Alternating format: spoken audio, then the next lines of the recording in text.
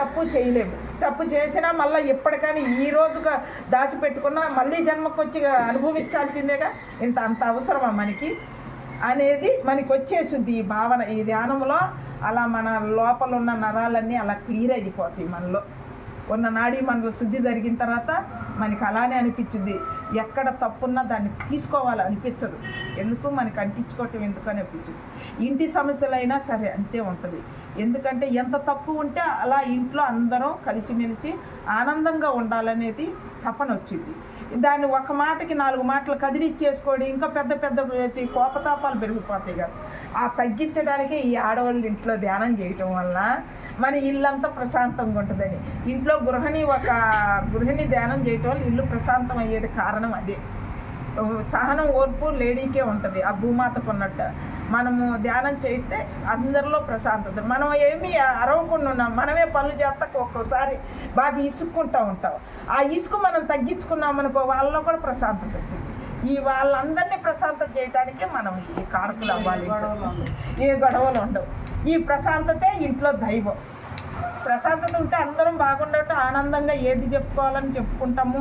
తప్పును చేయలే, ఏదన్నా చెయ్యాలన్నా సేవ చేయాలన్నా మంచినే పలుకుతాము కానీ చెడుని పలకలేము కదా.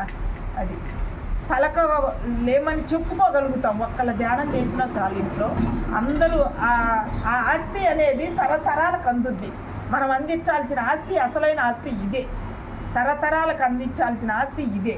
ఇంకా ఏదో ఇంకా సంపాదన అది ఇది అని కుప్పలు సంపాదించాలని వాళ్ళకి చెప్పటమే కానీ వాళ్ళ సమస్యలకు గురి అవుతారు. వాళ్ళకు కొన్ని కొత్త సమస్యలకు గురి చేసుకుంటారు.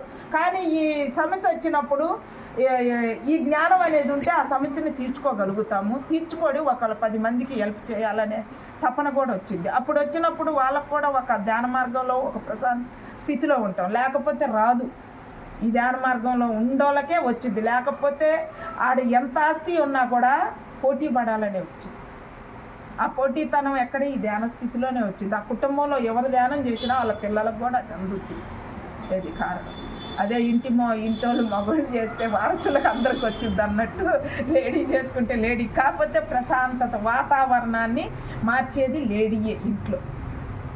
ఆ ప్రశాంతత వంట చేసి పెడుతున్నామంటే ఒక దైవానికి వాళ్ళందరినీ, దైవం ఎవరు నిన్నే చూసుకోవాలి. వాళ్ళు ఒక దైవంగా నాకు ఫుడ్ పెడుతుంది అంటే నాకు టయానికి ఏ టైం ఆకలి అవుతుందని పెడుతుందని అంటే ఒక దైవంలో వాళ్ళు కూడా భావించే రోజు వచ్చింది మనకి.